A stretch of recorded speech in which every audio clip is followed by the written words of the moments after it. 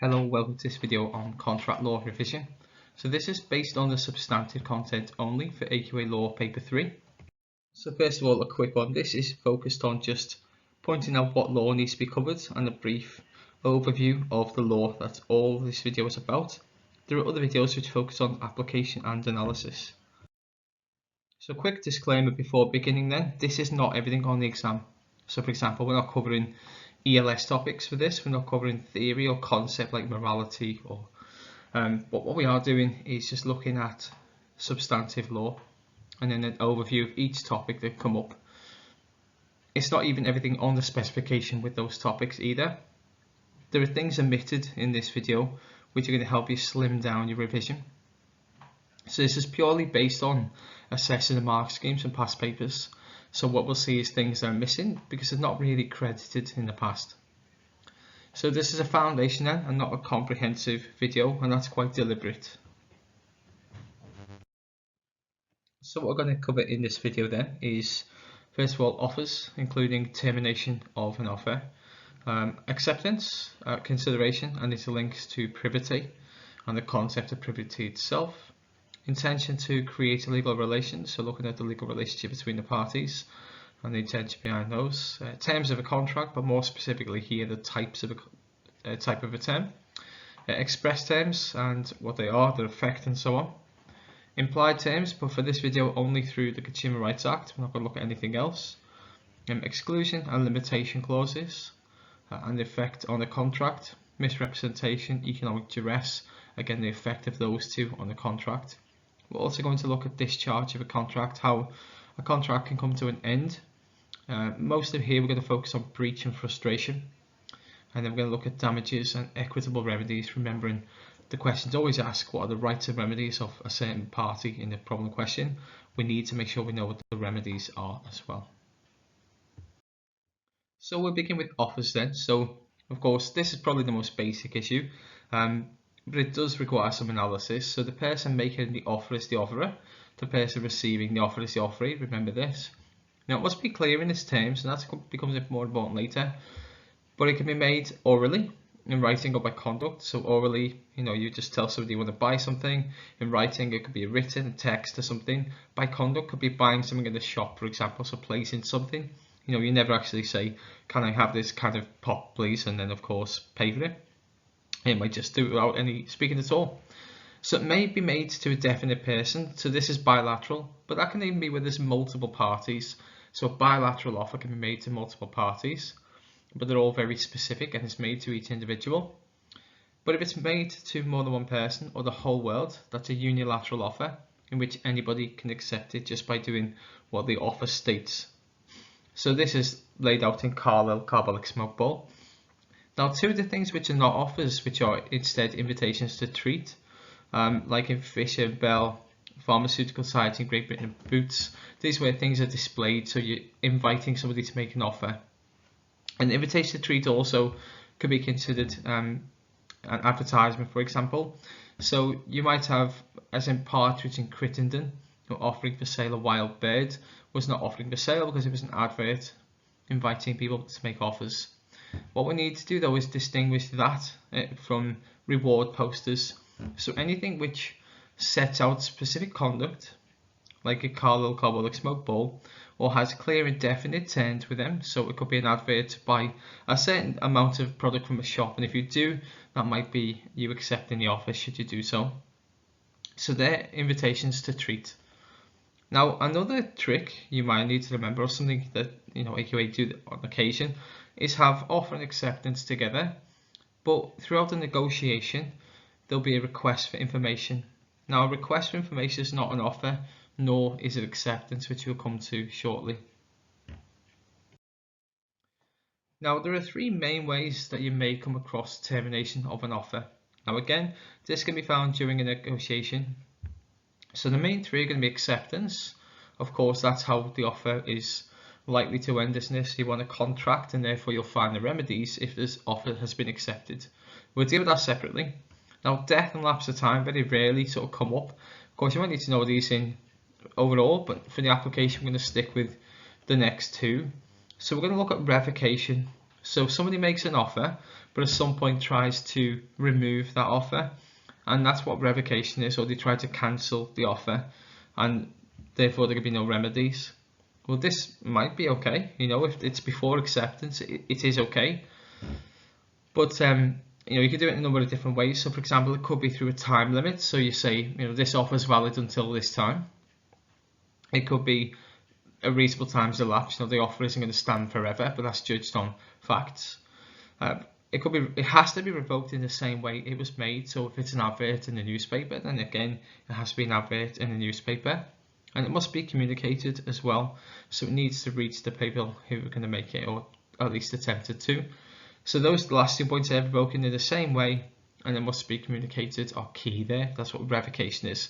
So look at cases like Routledge and Grant, Dickinson and Dodds for that. The second one is counter-offer then. So counter-offer is really a rejection of the original offer, and Hyde and Wrench illustrates this mirror principle, in which the offer needs to be, offer needs to be accepted in exactly the same way. So it needs to be a mirror image. The only exception there is if it's a request for information. So for example, you might see, for example, where two parties have been offered something, one accepts but say, can I pay in installments, and the other says, I'll pay with one price, for example, a lesser price. The counter offer in the latter will be rejected. The other, where they ask for the same amount but can I pay in installments, for example, or can I have credit, that's a counter offer. Sorry, that's not a counter offer, that's just a request for information, and so it is acceptance. And so we need to make sure we're aware of those things. So the counter offer is not, it's essentially rejection of an offer, and what you can't then do is go back to it, and you'll often find that's the case in problem questions where someone's offered something, they reject it by saying I'll take it for less money, and then they try to go back later on when that's rejected and say, well, I'll buy it for this original amount. Well, that's a new offer, and unless it's accepted, there's no contract. So moving on to acceptance, this can be defined as unconditional agreement to all terms of an offer by words or conduct. So the basic rules are that the acceptance must be communicated to the offerer, and it can't be silent, like if felt out unbindly. If I hear no more from you, then I assume we've completed the contract.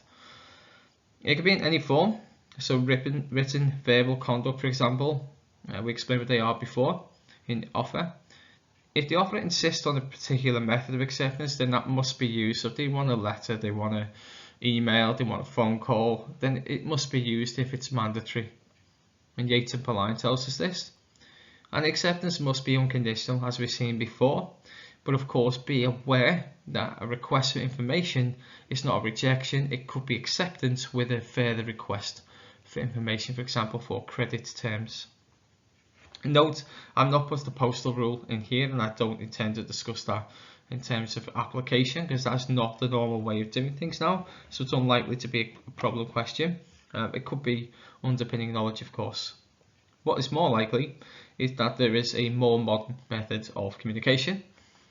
Now, this could be a problem usually is where it's out of hours. So if an out of hours message is only effective once it's opened, like a Brinky Boy and Stahag style. And email acceptance is acceptance if it's sent at a reasonable time. So for example, if the course of dealings indicate that 6:15 is usually an okay time to send an email, then it will be acceptance. We're not looking at the postal rule for this, they're just the key issues there. Now, consideration is a key issue. This could come up on its own or mixed with something else. So you've got some right, interest, profit or benefit accruing to one party, or some forbearance, detriment, loss or responsibility given, suffered or undertaken by another.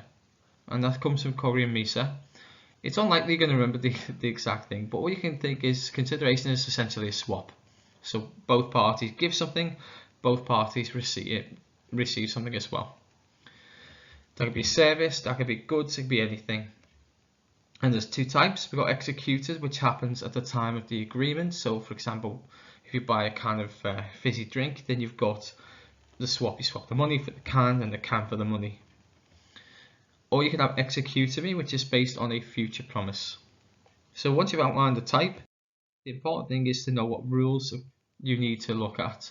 Now, not all of these will be applicable in every problem question. What you do need to be aware of then is two things: to spot which ones are or need to be used, and then what are the exceptions to those rules. And there are always exceptions, for these rules. Now, the first one, consideration must have some value in the eyes of the law, but does need to be adequate, is illustrated in Thomas and Thomas, where £1 for the large rent of a large house was sufficient. Or Chapel and Nestle, where chocolate bar wrappers were sufficient for a record. Now, they weren't adequate, they did not represent market value, but they were sufficient and some value in the eyes of the law, and that's all they need to be. So that one is probably always going to be applicable. It's always going to be satisfied if there's some form of consideration. Really, the issues are the next three, and in fact probably 2 and 4 really that are the two that you need to analyse. So the first thing is past consideration is no consideration. So if you're relying on somebody or that's done something in the past for you, and you say, because you did that for me, I will do something for you, that's past consideration. There's no valid contract. They have given no consideration for the new agreement. This is illustrated in Rima Cardle, for example. The problem is the doctrine of implied assumpsit, and this means this payment is implied. So, like in most circumstances, if you go to a hairdresser or a taxi, get a taxi somewhere, you're going to pay at the end. So that if it's implied, or the relationship between the parties in the problem question indicate that they are going to be paid, then that is the exception. So even though past consideration is given, you may establish some sort of course of dealings in which they should probably have been paid. So don't forget to give both sides of the argument, and then you conclude at the end. Consideration must move from the promisee. Now, what we mean by this is the party to a contract needs to give something. That's known as privity of contract. They need to give something in order to be able to enforce obligations under the contract. So Tweddle and Atkinson was about two fathers agreeing on a sum of money to be passed down to the kids. If one father dies, they try to sue for that money, and they can't get it because they didn't give any consideration. Now that's the old rule, okay? And you've seen this in problem questions, like for example, somebody buys a washing machine for the mum in a shop. Now we know they're consumer rights issues, but it may act as like a defence privity, because you've got that idea of, well, you didn't do anything for that contract, so you should be able to enforce obligations. But what you need to do then is look at contracts right to third parties Act 1999, and that tells us specifically what sort of categories of people can claim. Usually it's if they can be identified in some way. We're going to look at privity in the next slide. Now, consideration also cannot be a public duty. So if you've, or a duty generally, so if you've already agreed to do something, then you can't say, give me more money so I can complete this job. That is not good consideration. There's no fresh consideration for that. Now, this is also linked to economic duress, where people force people to pay, and they do agree, and they could possibly raise a defence of economic duress if you like. But for this, we're just looking at this particular issue, so can it be a public duty? So what we're saying is, unless they go above and beyond, or the other party gains a new benefit, then it's not good consideration. But the flip side then, if they do, then it will be good consideration. So for example, the difference between, say, 3 people deserting a ship and the captain offering to pay them more, compared to half of the crew deserting a ship and the captain offering to pay them more to complete the journey. Well, in the second situation, they're doing considerably more, aren't they? In the first, they're just working a little bit harder, and so it would not be consideration. In the second one, it would be. So we mentioned privity already. So this is the idea that a contract cannot confer rights or impose obligations on somebody who's not a party to a contract.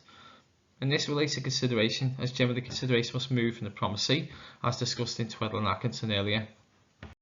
So again, this is usually going to act as some sort of defence in your problem questions, but of course not in the same way, because with criminal law, with tort law, there are specific defences. What you'll find in contract law is that in the problem question, it may say this person bought this for this other person, and they said we're going to rely on that because we don't have a contract with you. not in those exact words, of course. So what we've got in section 1 of the contracts right to third parties, that 1999 tells us the contracts may be enforced by third parties if the third party is expressly identified by name as a member of a class or answering to a particular description, for example, firstborn son or mum even. So contract expressly provides that a third party may enforce the contract or the contract term is an attempt literally to confer the benefit of a term onto a third party. So of course that's like a basic. Usually it's the first one, so it could be expressly identified by name as a member of a class or answering to a description, and then you say, well, this act now applies, doctrine of privity doesn't, and they can enforce rights and obligations. Intention to create legal relations is probably one a lot of people get sort of mixed up with. It's really quite straightforward, to be fair. It's about whether the parties want their agreements in the beginning when they're negotiating for it to be legally binding. And there are generally two types of agreements. So the first one is social and domestic agreements. So for example, between friends, family, neighbours. There is a rebuttable presumption that these are not legally binding. Okay, so what we mean by rebuttable is the opposite can be proven in certain circumstances. Now Balfour and Balfour, Jones and Pemberton, they're good cases. Balfour and Balfour, that's sort of within a marriage, a promise made within a marriage was not legally binding. In certain circumstances they can be though. So of course if you prove on the circumstances or on the facts that you probably did intend it to be legally binding, then it can be. So for example, you've got contracts like prenuptial agreements, haven't you, where during divorce settlements. But merit to merit was a promise made when the couple had already split up. So the difference, even though they were married, they'd split up and they were making arrangements to move away from each other and move on. In that case, you got the argument that it was they meant for their agreements to be legally binding. Now that first one is usually what the problem questions are sort of focused on. It's usually two people who sort of know each other in some way, and you're expected to discuss they have a social and domestic agreement. You explain what it is and then you apply it, of course. It's very unusual to see commercial and business agreements because where that happens, you're going to be using the Consumer Rights Act, and so the problem will not generally be about intention to create legal relations. That's rather assumed because any implied rights mean there is automatically legal relations. Now for completion though, it is a rebuttable presumption in certain circumstances that it is legally binding, but in certain circumstances it won't be. So like betting on pools, for example, where it's a gentleman's agreement or binding in honour only, that does not mean much. Now there is a halfway house as well. So if two people know each other but it looks more like a business agreement, then you may follow Sadler and Reynolds, in which a journalist was contracted to ghostwrite a memoir for a politician. Now that's a business agreement even though they knew each other. Next up, we need to consider terms of a contract. Now there are lots of things I've not included here, such as whether they're incorporated into a contract, because looking through mark schemes it doesn't appear that they credit that AQA, so it makes sense then just to focus on identifying the terms and looking at the effect of that term if it's breached. So of course we start off with conditions, and you can look at Poussard and Spears for that case, and that's about a term breached which was about the part of the concert in addition to the rehearsals was not fulfilled. And so these are most important terms which go to the root of the contract, so the contract would not exist without it. So how do you spot a condition? That's how. Is it really important to the contract? Now the important thing is then once you spot this in the problem question, you do your thing with the PAA, and then you outline the rescission or damages. Okay, so you outline that there's a common law remedy of rescission or damages. Now for warranties, these are less important terms. And so what we got is, for example, Bettini and Guy. This case illustrates similar to Poussard and Spears, except the person didn't attend rehearsals but made it to the show. and it was argued that missing the rehearsals was a breach of a warranty and not enough to rescind the contract, and so only damages are available for those kinds of breaches. Now there are innominate terms, and again the bar schemes use this a lot really, because these are difficult to classify. So if the term looks like it may be a condition, it may be a warranty, then what you need to do is think, how important is this term now we know there's a breach? So the way you would do that is discuss innominate terms, and then once you've decided, say it's probably a condition or probably a warranty. In terms of express terms then, now most of these are going to be conditions to warranties, and that's where you're going to look to those different issues. But I just want to touch upon one issue of time. Now usually you have to show it's incorporated into contracts, but like I said, we're not really going to focus on that too much in this exam. What you've got instead is if the term is for a time. Now this is an express term and it's a condition because a contract wouldn't run without it. Be careful here as well. What we've seen in the past is where you've got express terms in addition to implied terms. So for example, there is somebody delivering magazines, or somebody doing a tattoo, now, or somebody decorating a house. In those cases, there is express terms for it to be completed on time, but it's also an implied term through the Consumer Rights Act, which we're going to cover next. So this one is probably one of the easiest things, I think, once you remember these sections and descriptions, and most people tend to get this right, and you can sort of see it's worth a big chunk of marks if you get this right in a problem question, perhaps if it's a question 10 or question 11. Now what we need to do is split into two, and sometimes it can come up together. For example, if you bought a tyre at a garage and they fitted it for you, then you've bought some goods and you've got services. Both of those things could go wrong. The tyre could be bald and it wasn't fitted correctly. That could breach right under both sections here, or both sort of areas. It could be on together and it could be on separately.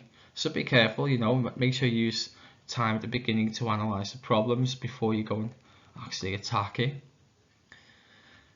The trick here then is to remember the sections, isn't it? And to remember with rights, you've got section 9, is it of satisfactory quality? Don't forget to explain what that means.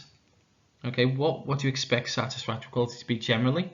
And you can look into problems as well and say, well, satisfactory quality, that share was £200.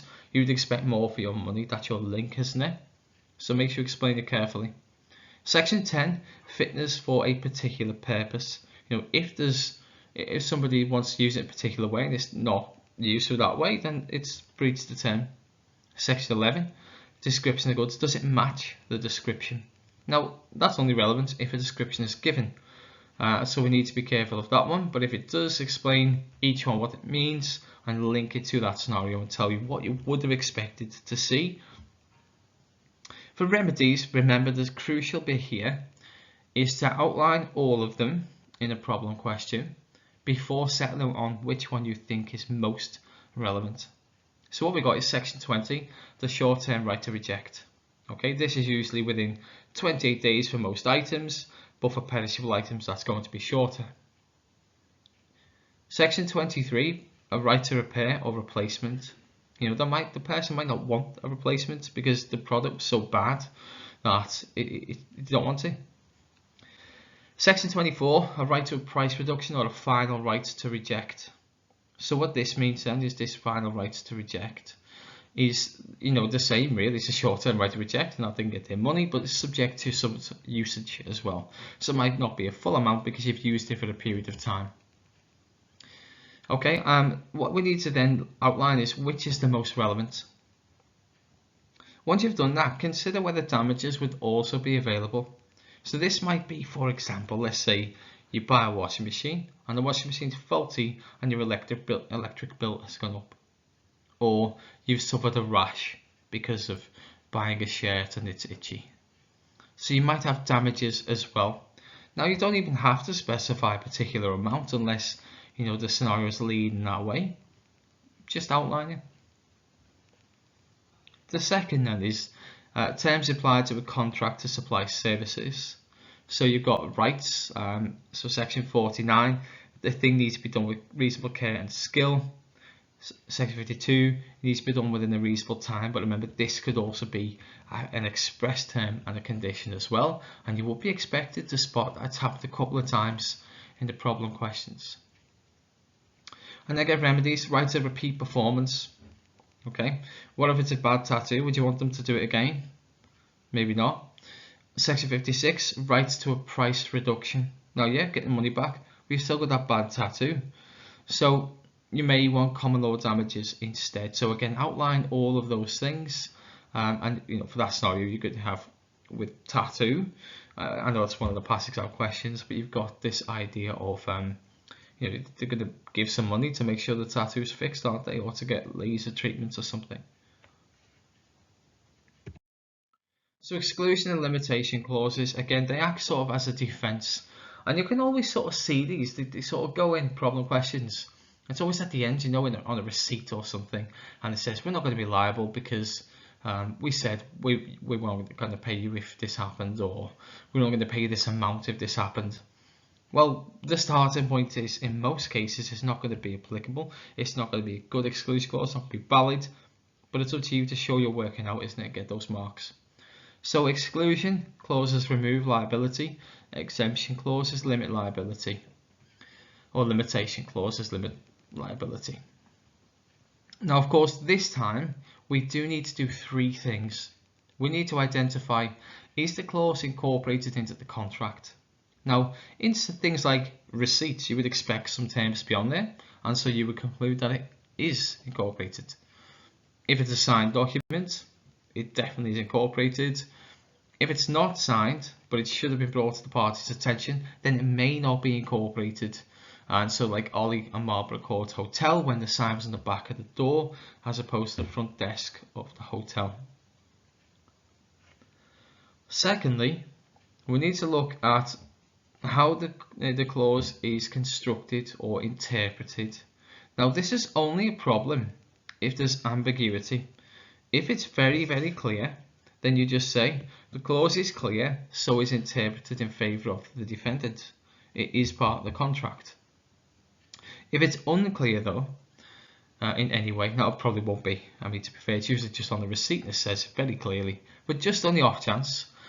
Now, when we use the contra profferentum rule, okay, so if there's ambiguity, it goes against the party that's seeking to rely upon it, and so it probably won't be part of the contract. Now, the only way that rule is going to be used is if it's on, say, question 7, which says, why is this exclusion clause not going to be valid? Okay, but we'll focus on those bigger problem questions for this PowerPoint and video. So the impact then of statute law and exclusion clauses, this is the big one. Essentially, if it's part of the consumer rights, which it usually is, okay, there is the Unfair Contract Terms Act. And now, on the off chance you get a sort of question where individuals are negotiating and one hands another a slip of paper which says I'm not going to be liable, then okay, we might need to use the Unfair Contract Terms Act. However, the pattern is that it's always connected to consumer rights. It's sometimes connected to goods, it's sometimes connected to services, and you need to be able to differentiate there. The third thing then is what is the impact of it? Is the clause valid or not? The answer is, in short, no, it's not. Section 31 tells us that liability cannot be excluded or restricted for sections 9, 10 and 11. Section 57 says liability cannot be excluded or restricted for sections 49 and 52. And in the case you might get a question on restriction of negligent liability, again section 65 says you cannot exclude liability or restrict liability due to death or personal injury. Now that one is only going to be in a short form question, the other two are going to be longer term, but the short answer is they won't be valid, usually. Okay, next up we've got misrepresentation. You can spot this, it's usually a separate paragraph, isn't it? And you can usually spot this by someone saying something which turns out later to be false, and that's the reason they entered into the contract. So that's how you spot it. And it can be defined as an untrue statement of fact made by one party to another, which is intended to induce them, so that means bring them into the contract, and which actually does induce them and bring them into the contract, to enter the contract. So what misrepresentation does is makes the contract void or voidable. That's the whole contract. So we're not looking at minutiae of terms, what terms include and so on. We're saying the whole thing is void. Now the main element is then that there's an untrue statement of fact. And of course what that means is the thing is materially false. So you just need to point out where it's false and say why. Now some notes, some statements of opinions, not only representation is misrepresentations, statements of future intention, extravagant advertisements, Red Bull gives you wings, are not misrepresentation. Nobody buys Red Bull just because it says that, do they?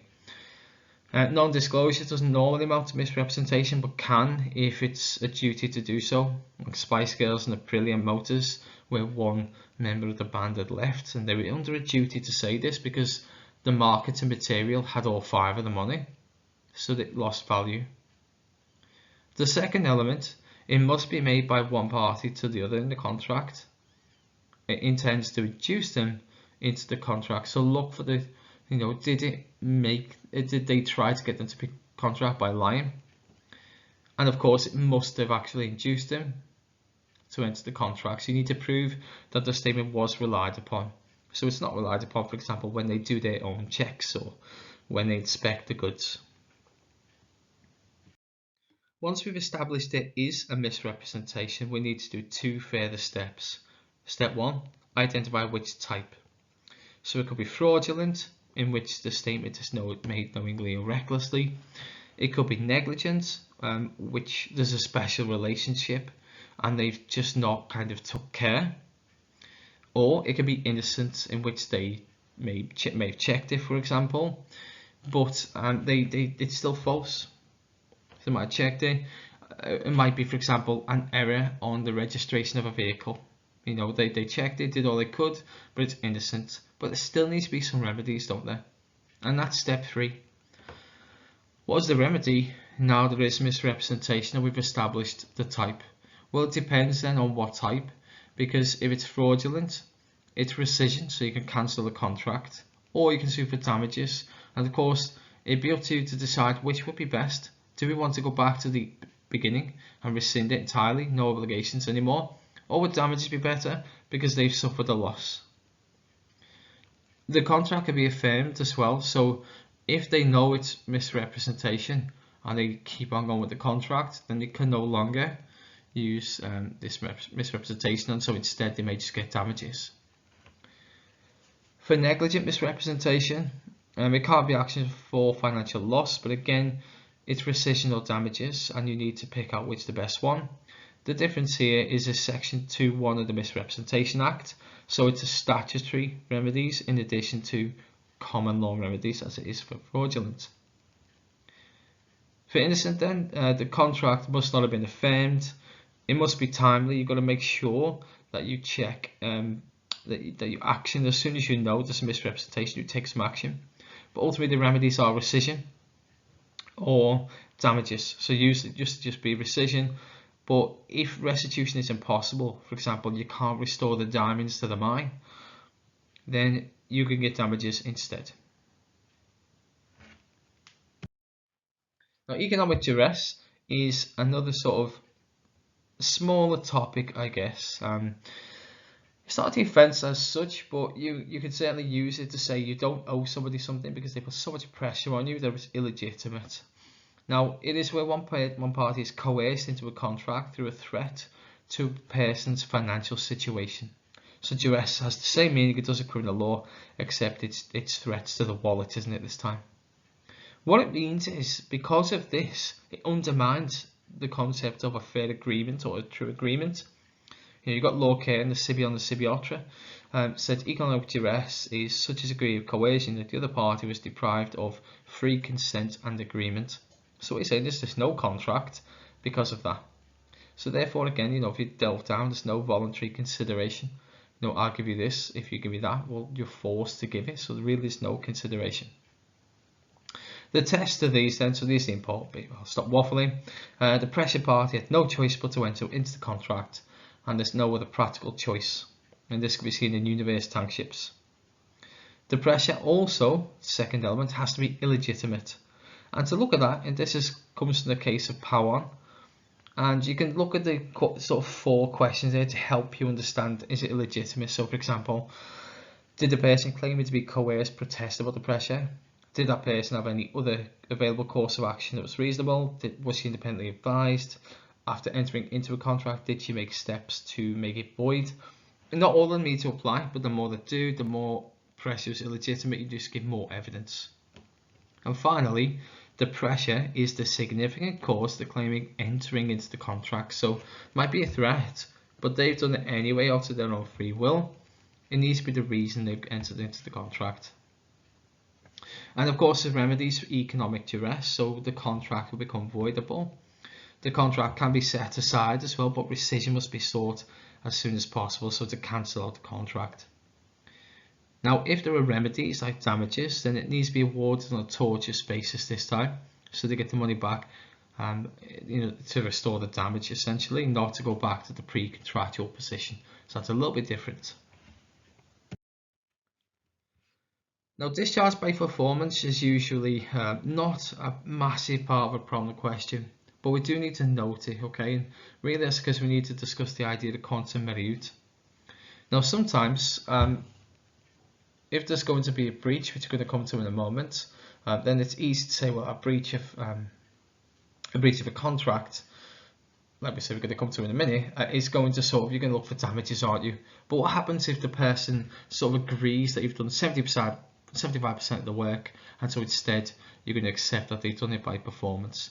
Now, usually a contract is only completed by full performance, but there are 4 ways of avoiding this. So if you think they can deliver, split the contract into several or divisible contracts, then you've got things like, if I deliver 10 gigs for 10 weeks for £10, you can split those contracts, and if I do 9 of them, then you owe me 9/10 of the money.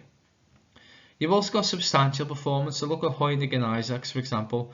Now, on analysis of case law here with my students who'll be watching this, we sort of agreed that if it's over sort of 70%, then it's probably going to be substantial. Anything less is probably not going to be, and so therefore instead it's going to be a breach of contract. You've also got part performance accepted by an innocent party, or if one party is preventing performance, then you can sort of force them to pay as much as you've earned, and that's quantum merit. So you might spot that in a problem. Breach of contract is the biggie. I mean, this is never asked for specifically, but you're expected to know that if there is a contract, so for example, you've got an offer and acceptance question, and you conclude that there is indeed a contract, then you need to take that step of saying, so therefore there's a breach, and they'll be claiming it for this. Okay, and this is breach of contract. There are 2 types. You've got an actual breach, which occurs when a party renounces liability, so for example not paying a bill, the contract becomes impossible through their own act, for example closing a hair salon when there's appointments, or through a total or partial failure. And so what you would argue is this is a repudiatory breach, which means the contract can be rescinded, so you go back to the point, no contract, back to the end of the contract where obligations will be fulfilled. But if there's a breach of a condition or a refusal to perform or a sufficiently serious breach of an nominal term, this is a repudiatory breach, so you can repudiate the contract and renounce all obligations. What you're then looking for is, of course, what remedies are available. You need to make sure you're aware, which we'll come to in a minute. There is also an anticipatory breach, okay, and this is where somebody says, I'm not able to fulfill my obligations, and so the innocent party has 2 choices. They can sue for breach then, or they can wait until it happens. The end result is the same. They would sue for whatever they've lost. This one is frustration, so discharge by frustration. This is, most students sort of enjoy this, but it can be sometimes hard to establish. So usually contracts need to be fulfilled, but they may be discharged by frustration. Now what that means is something comes along between the agreements, the contract, and stops the contract from being able to be performed. And usually there are 3 key ways in which this happens.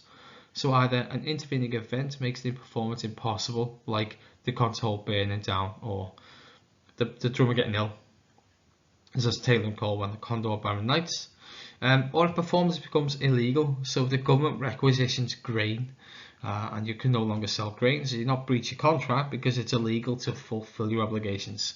I know you've seen problem questions whereby there's dangerous sports which become illegal, so no one can go and view them.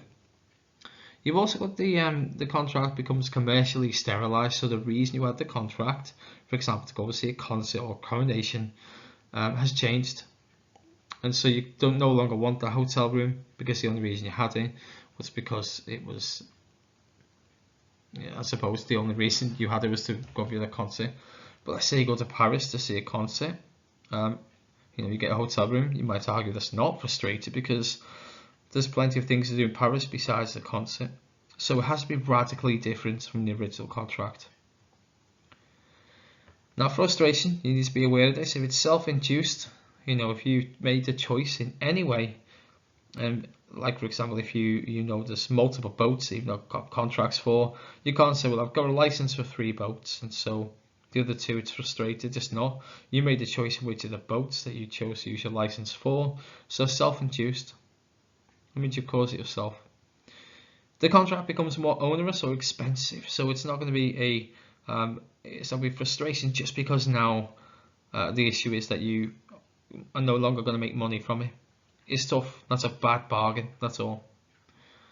Or if there's a foreseeable risk of the frustrating event. So if that dangerous sport's been in the news and they're looking to ban it, and suddenly they ban it, that's not frustrating. You knew it was going to happen. Or hard to foreseeable. It was foreseeable that it might happen. Now, the effects of frustration are this. So any money you pay before the frustrating event is recoverable. Usually this is in the form of a deposit. If you owe money, so let's say the balance, then you don't have to pay that anymore. But this is a good example of balancing interests, because what you then do is the other party may recover expenses incurred. So if they've spent money on advertising, getting people to do jobs to make sure the concert is it's going to go smoothly, then of course you need to make sure that you get some money back for that. Or if they gained a valuable benefit, then you need to pay a just sum for it. So the Gamerco and ICM is about the Guns N' Roses concert in Madrid, and again the problems with the stadium. Now what's important when you do this is to do this in this order. Okay, it's going to be one of the frustrating events. It's going to be one of the possible issues with frustration, usually foreseeability. But keep going. That the examiners want you to discuss all of the events, all of the torts and contract elements and so on. So do that. Conclude at the end if you think it's not going to be liable, but make sure you go through all elements. Now for this one, we got this kind of applying these remedies. They're very specific to this, to this act, and to make sure you use it. When we talk about remedies then, so always talks about rights and remedies. Now rights, we look at people's rights, we've done that throughout this video. We looked at the key issues, but remedies are about what happens at the end and what they're going to be claiming for. Now usually it's going to be dead easy, they tell you a sum of money and you just say, right, they're going to be claiming for that because it's loss of profit and so on, and £800 they've lost. But you need to be careful, right? So you need to make sure you say if it's liquidated or unliquidated damages. You need to explain that sometimes, you need to look at remoteness of damage. In contract law, the same as in tort law, you're only going to have to pay for damages that are foreseeable. You also have to prove that the damage has happened, right, to some extent. The quantity of damage, it has made an impact on your life. There is also a duty to mitigate. It's not something that comes up often in contract law, but you could argue that in certain situations they might mitigate them by, if they've lost out memorabilia from misrepresentation, they might have sold it to someone else. That mitigates the losses and you make up the difference. It might be nominal or speculative damages, so the court may award them if they feel it's relevant. Again, you're not a judge in this situation, you're not going to be making those judgments. What you do need to do though is look at categories of recoverable loss. What can people claim for? Well, if you lose a loss of a bargain or expectation at the ending of your contract, there's usually an amount, but you could list that. What about you lost a profit? But remember, it's got to be foreseeable profit. What have you lost the chance? The chance of becoming an actress. Like Chaplin and Hicks was awarded 24% of the overall actor's fee because she lost a 12 in 50 chance of getting the job. So 12 out of 50 that went for the audition got the job. So she got 24% chance. So 24% of the wage she might have got. That was her remedies. Or we might suffer a reliance loss. Okay, so pick out which you think is best and link the amount which is in the scenario. It gives you the answers within there. And if not, list these. Remedies don't stop there. Okay, so specific performance has come up. Injunctions has too. I would just need to be careful with this. Okay, so specific performance means that you make somebody do something, but oddly, it isn't available for contracts of personal service or employment. So if you try to use specific performance to make somebody complete a job for you, you can't. So that's how it works. It's also not going to be awarded where court can't supervise performance because the court capacity can be very difficult for them to make people do something, or where performance is impossible. The thing doesn't exist anymore, or the thing is gone. So specific performance usually comes up with a smaller problem question, and you would look to the reasons for it. But nevertheless, it might be in certain circumstances the right thing for them to do. Injunctions. Now again, you're mostly going to have prohibitory injunctions and mandatory injunctions, not interlocutory, so I've left that out. A prohibitory injunction orders a defendant not to do something in breach of contract. So they say you're about to breach a contract, you can't do it. Like Warner Brothers and Nelson, you can't go and work with that company under contract for another one. A mandatory injunction requires a defendant to reverse the effects of an existing breach. And rescission means the parties have returned the positions they're into before the contract was made. So instead of with contract law, the aim of damage is to put the person in the position would have been at the end of the contract, so if all obligations were fulfilled. Instead, rescission says, right, we're going to wipe all obligations and we're going to pretend like the contract never happened, there's no obligations in as much as they can. So this is of course for misrepresentation, economic duress, because you want to say the contract never existed and put everything back to the position it would have been in. And that's the overall view. Like we said, there's plenty more you can be looking at. You need to make sure you look for the ELS topics. You need to make sure that you look at the theories. For example, for this paper, it's morality, balancing conflicting interests.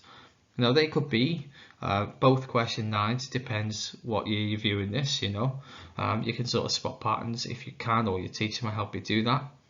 But certainly, you've got two choices. You've got morality, and that will always explain morality and then link it to a substantive area. And then you've got balancing conflicting interests. Now there's less to talk about in terms of theoretical elements, so instead you're going to talk about how the law balances interests with plenty of examples. So they could be question 9. They could also be that 7 mark on question 11. So be prepared in your revision to do both. Now this is the video. It is slimmed down. There's plenty more you could be doing. This is just shy of 1 hour, and all I've got left to say is good luck on your exams. Now if you've got any questions, you can leave any comments if you want to. Okay, good luck.